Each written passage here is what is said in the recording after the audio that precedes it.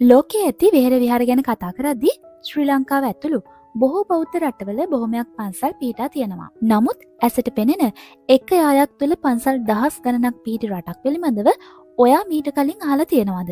ඒ වෙන රටක් නෙවෙයි බුරුමේ ලෙස අතීතයේ හැඳින්වූ වර්තමාන මියන්මාරයයි.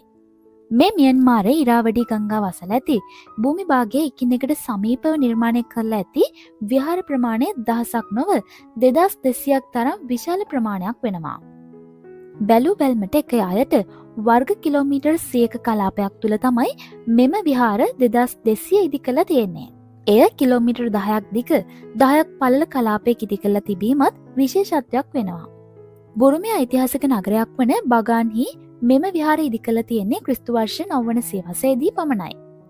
පසු කාලීනව 15 වන සියවසේදී තවත් විහාර විශාල ප්‍රමාණයක් ඉදි කරලා තියෙනවා. ඊට අමතරව පසුගිය සියවසේක කාලයක් තුලත් තවත් විහාර කීපයක් ඉදි කරලා ඇති බවයි සඳහන් වෙන්නේ. මෙම විහාර කලාපයේ සාමාන්‍ය මිනිස් ජනාවාස නොමැති අතර එම ප්‍රදේශය පුරා මීටර් 25න් 25ට ආසන්න පරතරයකින් මෙම විහාර ඉදි කරලා තියෙනවා. මේ විහාර 2200 ඇතුළත එක් ප්‍රධාන විහාරයකුත් ඇති බවයි සඳහන් වෙන්නේ. මෙම කුඩා විහාරය මියන්මාරය තුළ පගෝදා යන නමින් තමයි හඳුන්වනු ලබන්නේ. සමහර ඇතම් විහාර කාලයත් එක්ක යම් විනාශයකට ලක් වී ඇති බවයි ප්‍රකාශ වෙන්නේ.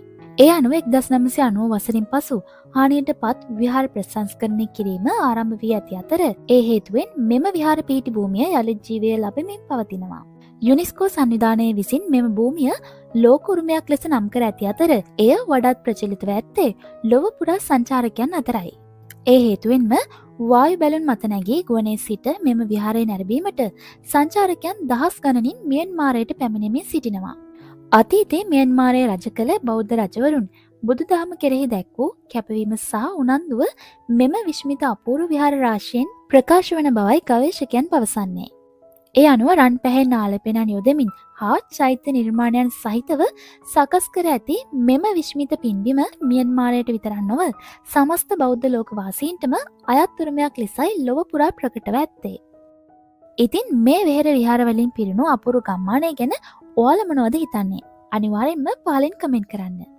මේ වගේ අරුම් පුදුම වීඩියෝ හැමදාම බලන්න අපගේ විශ්වවිචාරිකා YouTube